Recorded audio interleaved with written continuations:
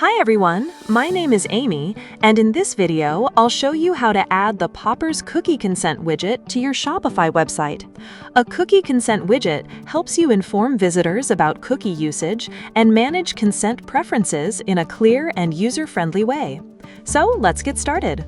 First, go to your Popper dashboard. Once you're there, click on Widgets from the left sidebar, and then click Create New Widget. Now search for Cookie Consent in the widget library and open it.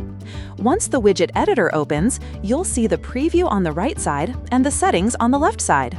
In the Content tab, the first section is Strategy. In Strategy, you'll find two options, one to just inform users and another to ask users for consent in a GDPR-compliant way.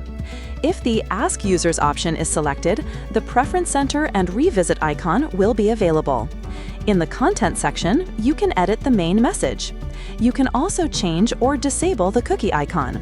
There is also a Privacy Policy option, where you can choose to include or exclude the privacy policy link.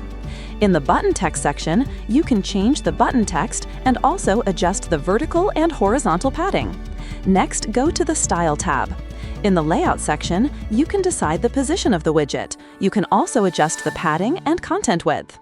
In the Color section, you can change the background color, text color, and confirm button color and text. In the Typography section, you can change the font size. Once you're happy with the customization, click Publish Widget. After that, the installation code will appear. Copy the code and go to your Shopify site editor. Inside the editor, add a custom liquid block, then paste the installation code into it. After that, save your changes. Once your website is live, refresh the page and your widget will appear successfully.